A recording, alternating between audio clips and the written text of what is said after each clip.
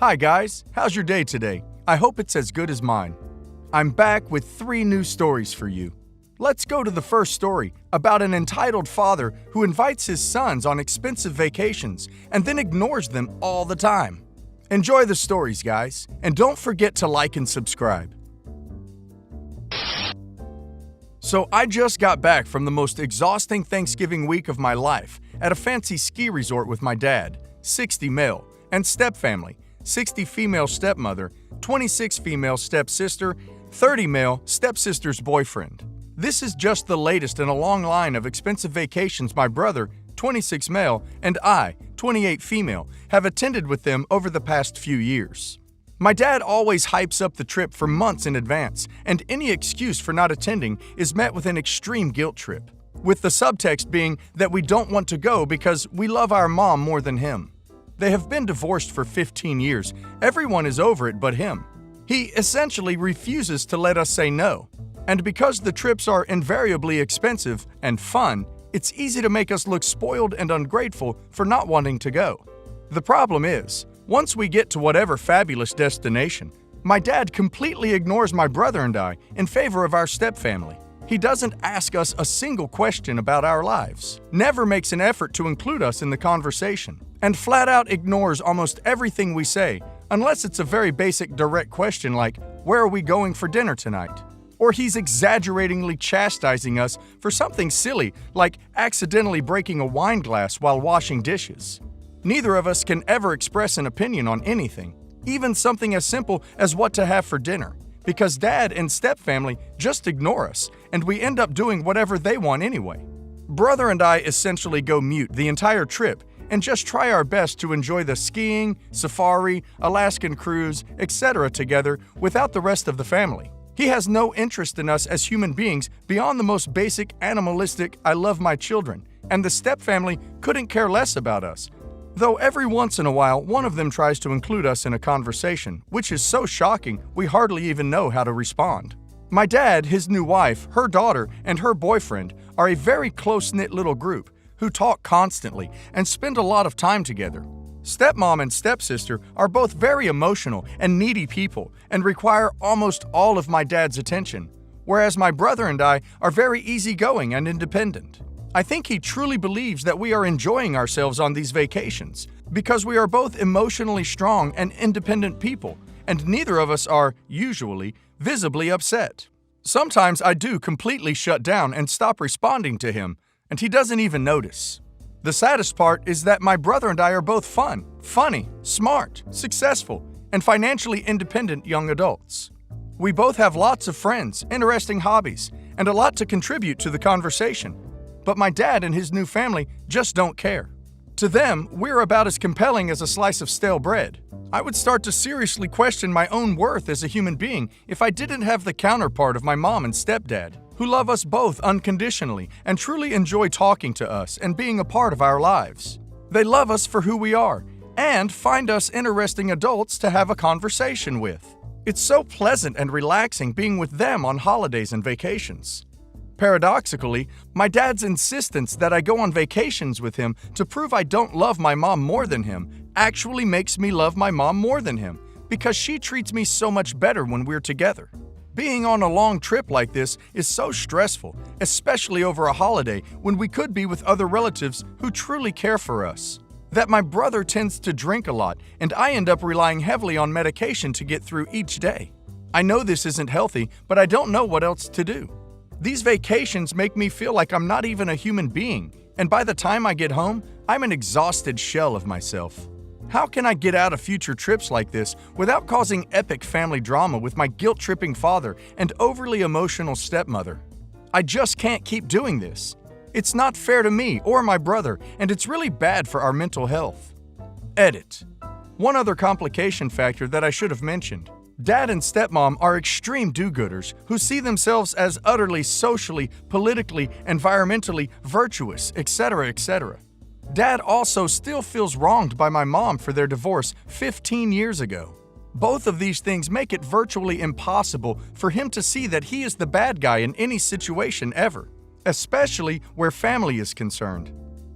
I very much understand why OP doesn't want to go on these vacations. Who would? Looks like OP's father has a bad impact on OP and her brother. I think OP needs to tell her dad how she's feeling and stop avoiding the drama. She needs to tell him that she does not enjoy being with people who don't care about her and who make that clear by ignoring her and her brother the whole time.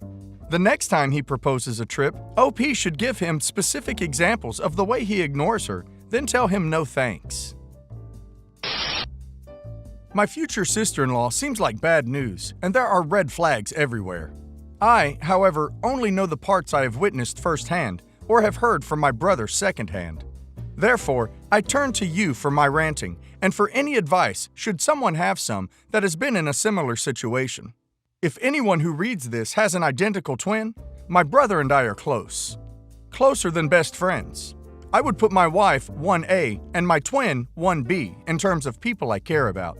This is going to be a long post. We'll call my brother Mark and his fiancée Anna. Mark and Anna started dating in January 2016. Mark and Anna lived in the city for a while, and now the suburbs. Last year, Anna moved away for grad school a few hours away on a 2-year program. Mark drives to go see Anna at least twice a month. Anna comes up to our city when she has breaks from school. Mark proposed in late June 2013. Mark did not tell me, nor my parents, nor any of his friends before speaking to Anna's father about proposing. He told me afterwards. I didn't talk to anyone because I know they would have said it was a bad idea. So that shows that Mark is at least aware that our immediate family has reservations about this. I'm also worried that Mark is doing this only because they have been together for 3 years. Sunk cost fallacy. And I have already gotten engaged and married. Mark has told me that she makes him happy and that he loves her. Anna has a nice dog that Mark sees as his own. She has gotten him to be a better person by eating healthier and stuff. One could make the argument, however, that Mark is marrying Anna because of the dog. I'm not kidding. Anna is not from our city, but from one a few hours away. Mark and I work in a family business, 10 years now for both of us, that will be transitioning soon, hopefully, to our leadership.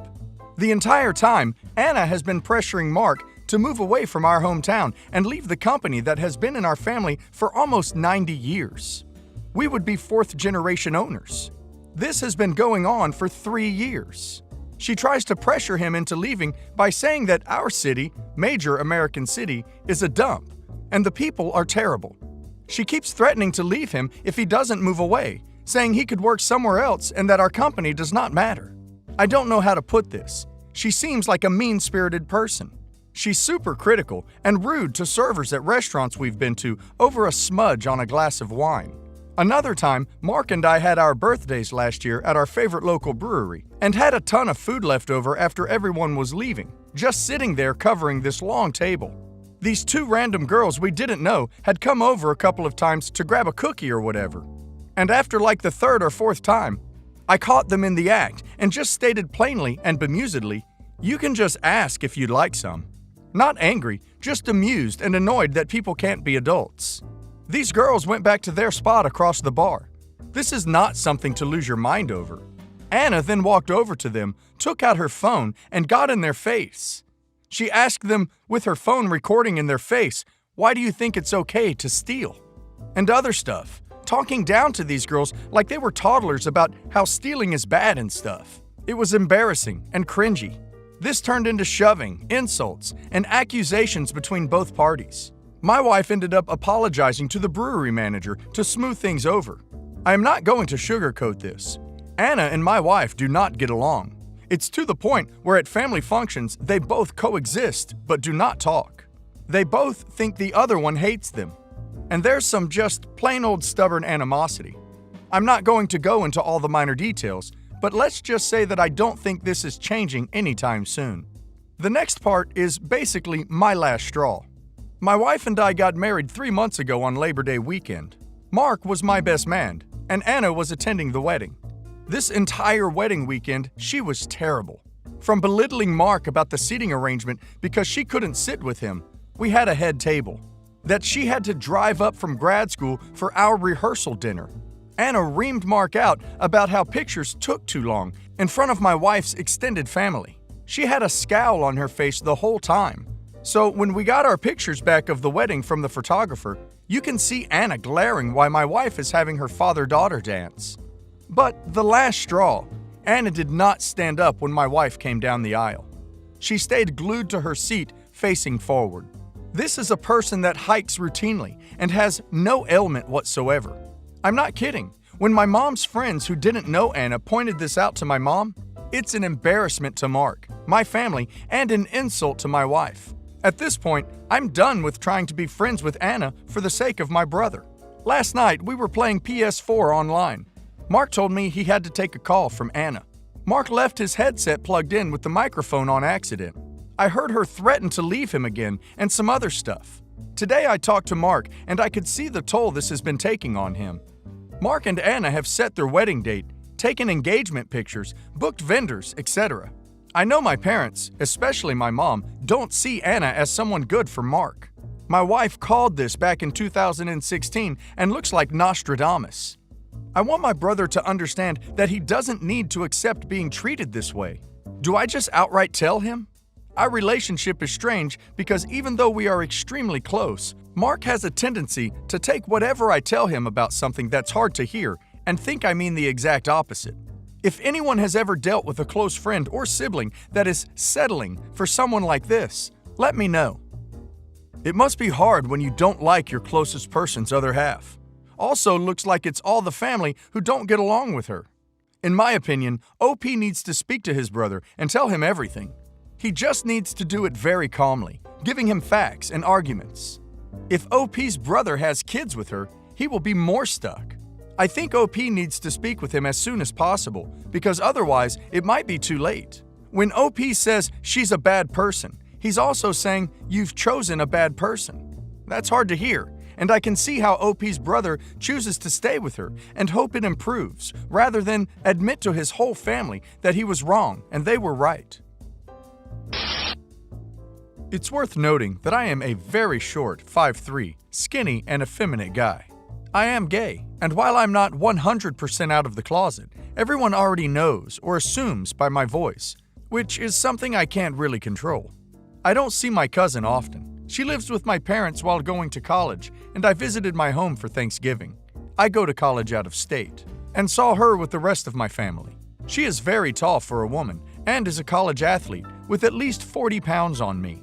I know she is a conservative, and she has made multiple jokes at my expense in the past, to my face, regarding my S, which I've always ignored.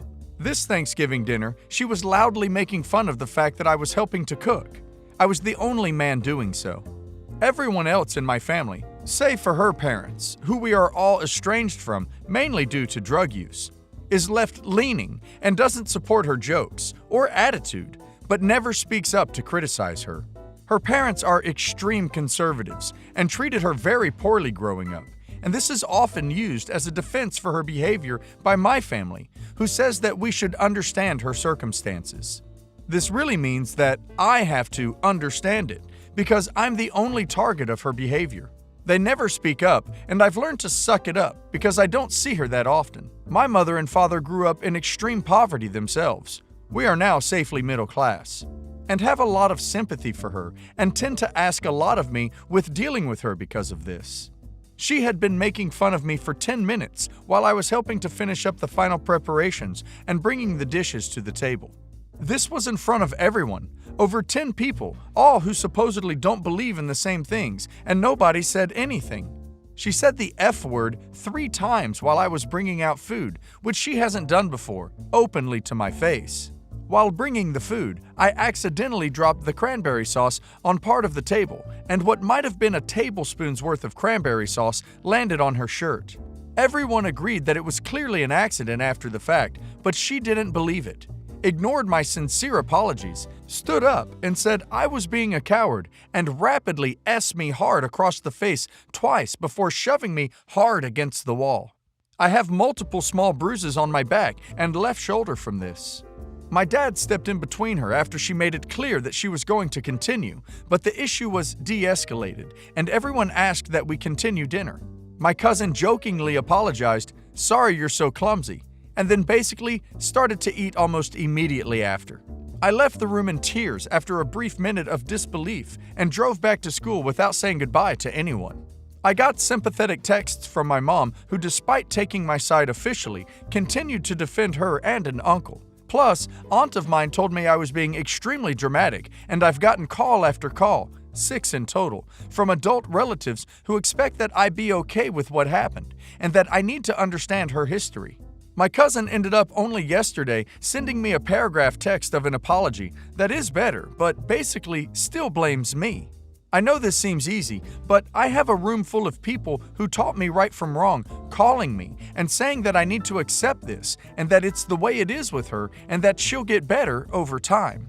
I finally told my mom that I won't ever visit home with her still living there, and she got mad at me and told me I didn't know what going without eating was like. I haven't lived in poverty, but I'm not a spoiled brat. Parents' combined income was $75,000 a year. I'm paying for my own college and going into debt with no help from them. Had a job since 15. And I feel like they are treating me like I am because I don't want to be around a person who did it probably only because I'm gay. I feel delusional, and I know it's a word that gets used a lot, but I think I'm being gaslit very badly, and I really want to make sure that I am. I'm being reasonable, right? I'm not saying that I should have zero sympathy, but she needs to not attack me on Thanksgiving. I think that no history can justify her behavior. It sounds like she has terrible anger problems, and certainly doesn't respect OP's parents either by openly treating their son this way. OP is not in the wrong. They are. OP's family allowed someone to hurt him and didn't stand up for you. They are deeply, profoundly wrong. OP is doing the right thing by refusing to be around people who will stand by and let someone harm him.